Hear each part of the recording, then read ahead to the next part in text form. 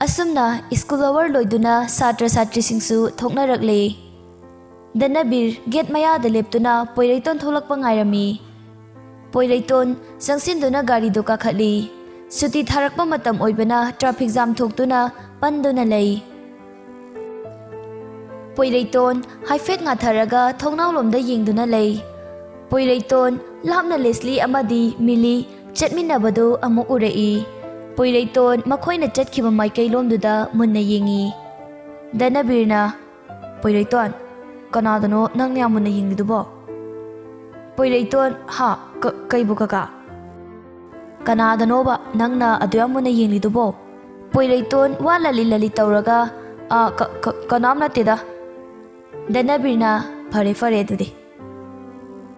Poiraiton amuk kaka babadi thabak halahaujibo ngasi kakana lawba laisibo. Danabirna thabak aruba amagine mi unada yaroyena aingonda sinarakpani.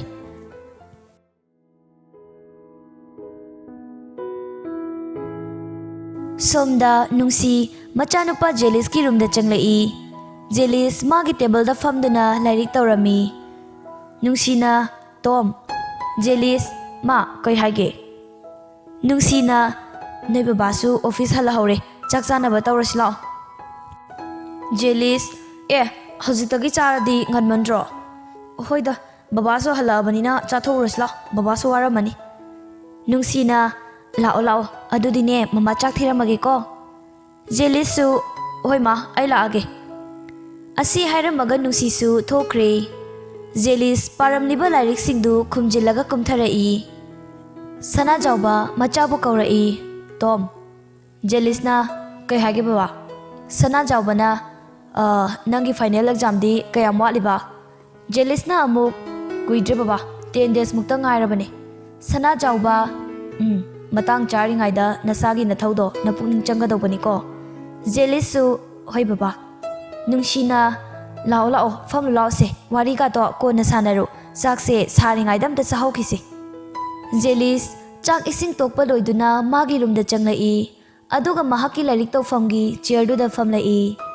Jelis magi purse ta matam kuinadagi haptuna lakliba ilina piklingaigi passport photo du lauthoaga yengi.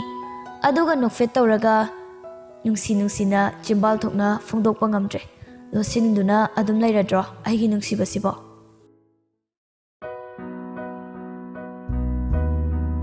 Poiraiton lairik singdu paaba loiduna magi famungda kakhallaga hippi. Poiraiton ngasai Leslie na haikriba wahai singdu mathang ningsinglai. Poiraiton mathanta pangnokta nokjai mapukningda khanjai exam maya sidaba lapta mok nanthoduribra kaino. Poiraiton wakhal amada mathanta pangnokta noi.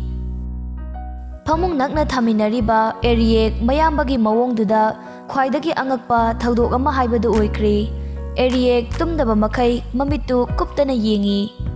Eriek na kaino aikhoi tamosibo maga puna leiminaruraba ai oina adum kok chak turaba kinung tawriba. Hadang marak nahan khega iman manadeba. As khangdre ngawgisu ngawja horo hai.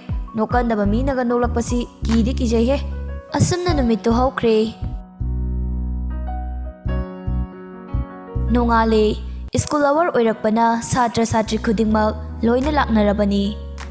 Poiraiton yamut nungaina nokfe tawraga magi class da changlai.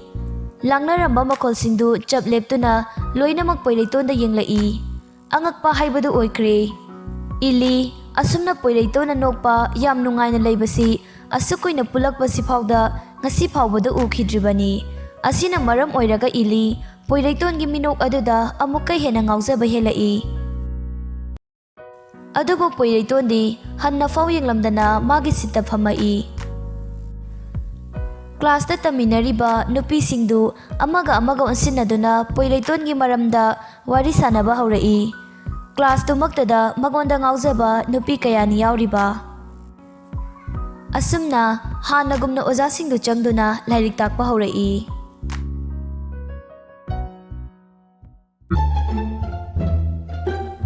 Break time gi matamni. Leslie thongnau maya adwaida bench da famnaga kanna uiri. Milina Leslie yam tanna Millie ngasidi kantin da thorodra. Leslie Milia ai laroge ai tumning mana yadreba ngarang thengna tumbagi tumsit kamta fadre. Milina as nang sizuba hoi farse aine Christine ga oina chamina roge nangi kari lero haino. Leslie na nangna pijaning ba ama hekta. Millie hoi ai chale ko dudi. Leslie su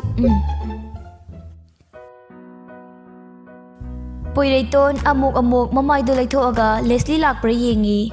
Poiraiton na kaigino amaduna laktrisibo nahan khaidi magi makhonda tabane. Poiraiton Leslie gi makhol mawa ta dabaduda leita fam khanglamde pisum ani du suktok laga lairik tu yengdona lei. Jelis na bai kaidorage. Poiraiton kem tawdida. Jelis as walot pika tawiko. Poiraiton aseng bai kem tawdim ni nangbo.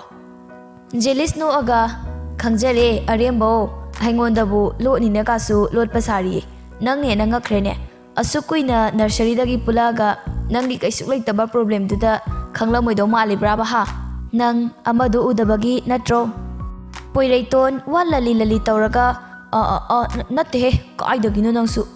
Jelis no aga aya asengba makia aidi fagi oina sum hairubane ngasidi huran bagi makokta napi pe edo tawrene ha. Poiraiton as bai mi taniye.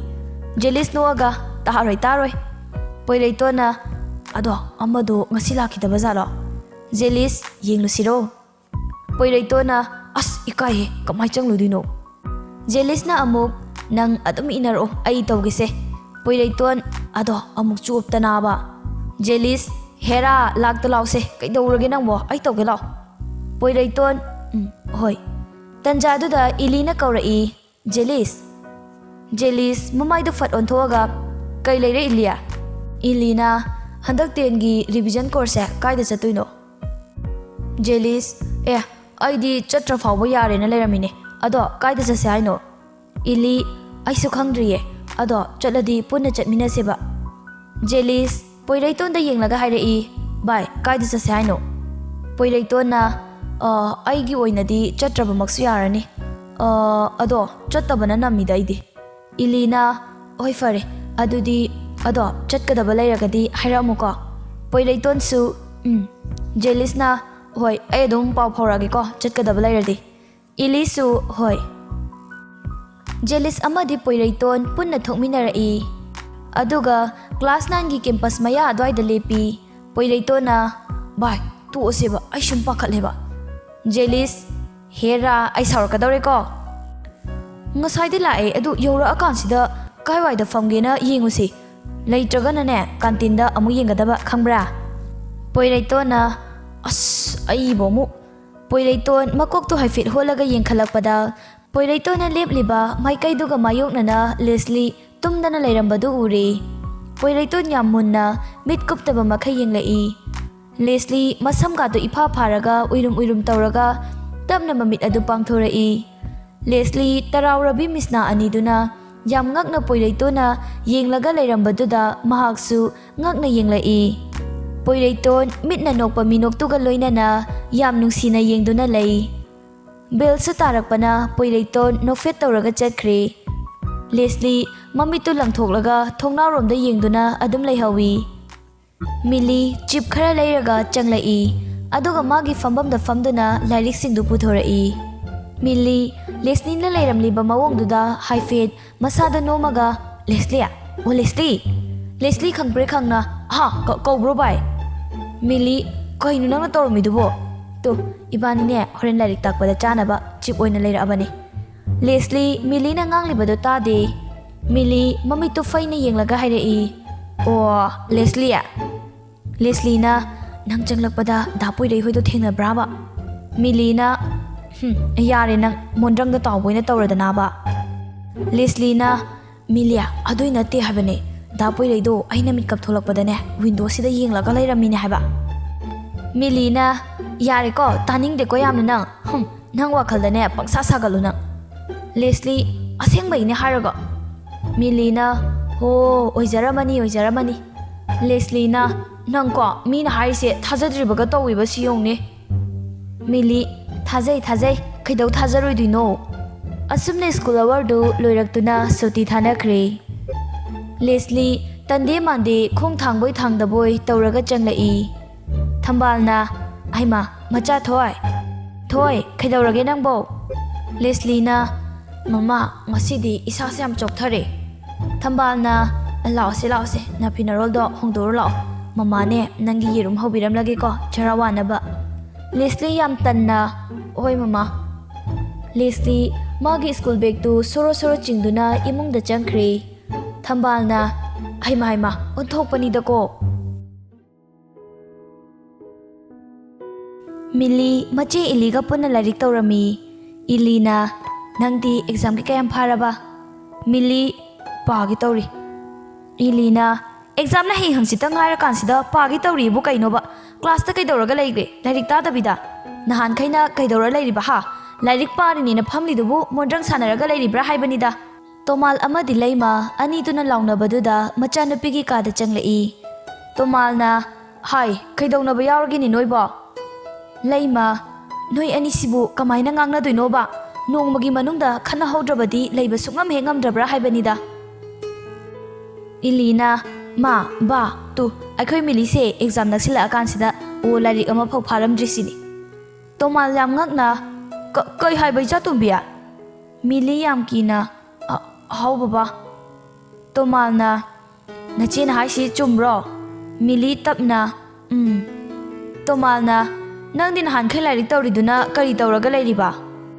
ꯂꯩꯃꯅ ꯀꯟꯈꯠꯂꯛꯏ ꯌꯥꯔꯦ ꯀꯩꯗꯧꯔꯒꯦ ꯃꯣꯏ ꯕꯕꯥꯁꯨꯅꯦ ꯈꯤꯠ ꯑꯉꯥꯡꯁꯤꯗ ꯑꯣꯟꯁꯤꯟꯕꯤꯔꯛꯑꯅꯨ ꯏꯆꯥꯁꯦ ꯃꯆꯦꯒ ꯌꯦꯡꯅꯕꯗ ꯈꯔ ꯁꯣꯜꯂꯦ ꯈꯪꯂꯤꯕ ꯅꯠꯇ꯭ꯔꯣ ꯇꯣꯃꯥꯜꯅ ꯁꯣꯟꯕꯕꯨ ꯀꯩꯅꯣꯅꯦꯍꯦ ꯂꯥꯏꯔꯤꯛꯇꯤ ꯃꯄꯨꯛꯅꯤꯡ ꯆꯪꯗꯅ ꯑꯗꯨꯏꯗꯤ ꯁꯣꯟꯕ ꯇꯥꯕꯅꯤꯗꯅ ꯂꯩꯃꯅ ꯑꯗꯨꯕꯣꯕ ꯍꯥꯟꯅ ꯁꯣꯟꯗꯨꯅ ꯂꯥꯛꯑꯕꯁꯤꯕꯨ ꯑꯃꯨꯛ ꯅꯧꯍꯧꯅꯅ ꯁꯦꯝꯗꯣꯛꯄ ꯌꯥꯗꯧꯔꯤꯕ꯭ꯔꯣ ꯑꯄꯪꯕ ꯏꯆꯥꯁꯤꯗꯅꯦ ꯍꯦꯛꯇ ꯑꯣꯟꯁꯤꯟꯕꯤꯗꯨꯅ ꯆꯩꯕꯤꯔꯤꯁꯤꯕꯨ ꯀꯩꯒꯤꯅꯣ ꯈꯔꯁꯨ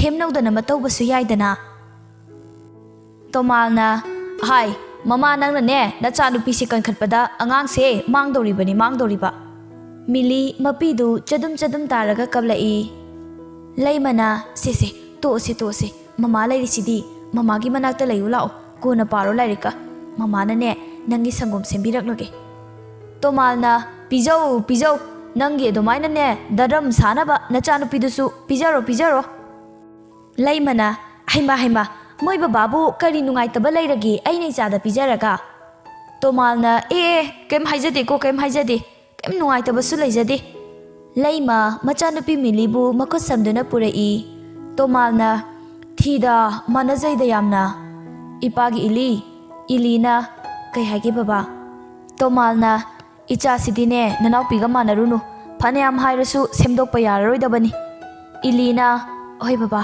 ꯇꯣꯃꯥꯜꯅ ꯑꯃꯨꯛ ꯑꯦꯛꯖꯥꯝꯒꯤ ꯄ꯭ꯔꯤꯄꯦꯔꯦꯁꯟꯗꯤ ꯀꯃꯥꯏꯅ ꯇꯧꯔꯕ 이리 ꯕꯕꯥ ꯑꯅꯝꯕꯅ ꯂꯣꯏꯔꯦ ꯀꯣꯚꯔ ꯇꯧꯕ ꯂꯣꯏꯔꯦ ꯇꯣꯃꯥꯜ ꯌꯥꯝ ꯍꯔꯥꯎꯅ ꯑꯗꯨꯅꯤꯗꯅ ꯌꯥꯝ ꯐꯩ ꯏꯄꯥꯅꯁꯨꯅꯦ ꯏꯆꯥꯗ ꯑꯆꯧꯕ ꯊꯥꯖꯕ ꯑꯃ ꯊꯝꯂꯤꯕꯅꯤꯅꯦꯍꯦ ꯏꯆꯥꯅꯁꯨ ꯁꯣꯏꯗꯅ ꯕꯕꯥꯒꯤ ꯅꯤꯡꯕꯁꯦ ꯊꯨꯡꯍꯟꯅꯤ ꯊꯥꯖꯩ 이리 ꯑꯩ ꯕꯕꯥꯒꯤ ꯅꯤꯡꯕꯅꯦ ꯁꯣꯏꯗꯅ ꯊꯨꯡꯍꯟꯗꯣꯏꯅꯤ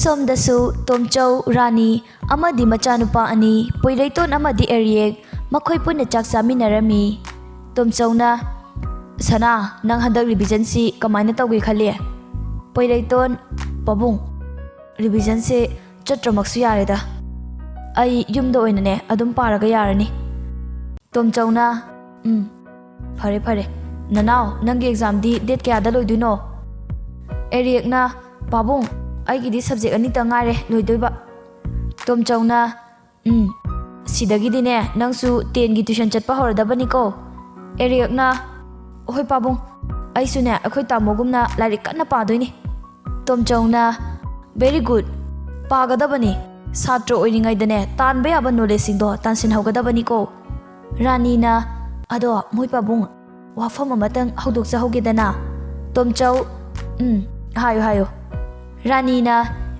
ꯏꯆꯥꯁꯤꯡꯁꯤꯒꯤꯅꯦ ꯔꯨꯝ ꯑꯃꯃꯝꯇ ꯇꯣꯉꯥꯟꯅ ꯁꯦꯝꯕꯤꯁꯤ ꯍꯥꯏꯕꯕꯨ ꯇꯣꯝꯆꯧꯅ ꯈꯟꯅꯕ ꯌꯥꯕ ꯋꯥꯐꯝꯅꯤꯅꯦ ꯐꯔꯦ ꯐꯔꯦ ꯑꯩ ꯍꯌꯦꯡꯅꯦ ꯗꯅꯕꯤꯔꯗ ꯋꯥꯐꯝꯁꯦ ꯍꯧꯗꯣꯛꯂꯒꯦ ꯔꯥꯅꯤꯅ ꯑꯗꯣ ꯀꯔꯤ ꯀꯔꯤ ꯑꯋꯥꯠ ꯑꯄꯥ ꯍꯥꯞꯂꯛꯈꯣꯒꯦ ꯇꯣꯝꯆꯧꯅ ꯑꯩꯒꯤꯗꯤ ꯌꯥꯔꯦ ꯔꯥꯅꯤ ꯁꯅꯥ ꯅꯪꯒꯤꯗꯤ ꯄꯣꯏꯔꯩꯇꯣꯟ ꯌꯥꯔꯅꯤꯌꯦ ꯃꯃꯥ ꯔꯥꯅꯤꯅ ꯑꯃꯨꯛ ꯅꯅꯥꯎ ꯅꯪꯒꯤꯗꯤ ꯌꯥꯔꯕꯣ ꯑꯦꯔꯤꯌꯦꯛ ꯌꯥꯔꯦ ꯃꯃꯥ ꯑꯩꯒꯤꯗꯤ ꯁꯣꯝꯗꯁꯨ इली फना थेंगलदु फाव मागी टेबल द फमदुना लाइरिक पारी लैमा मकुता संगोम ग्लास अमा पाइरगा चंगलई लैमना इबेमा इली कै हाइगे ममा लैमना नंगबु पुंगसे थेंगलेने हे तुमनबा तौरो नसादो सोकनिको हेनसु पासिनगनु इलीना होय ममा लोइदोरिसे आइफेड रिविजन चटलमगेना तौबनी लैमना सेसे ममानने संगोम सेंबिरकपनी सी हाना थक्सिलो नसादो चोक्थदनबा इलीसु होय ममा लैमा ननाउपीदी तुमख्रबा इली तुमख्रे ममा लैमा फरे फरे नंसु नथौदो तौजरो इलीसु होय ममा असुमना लैमसु थोख्रे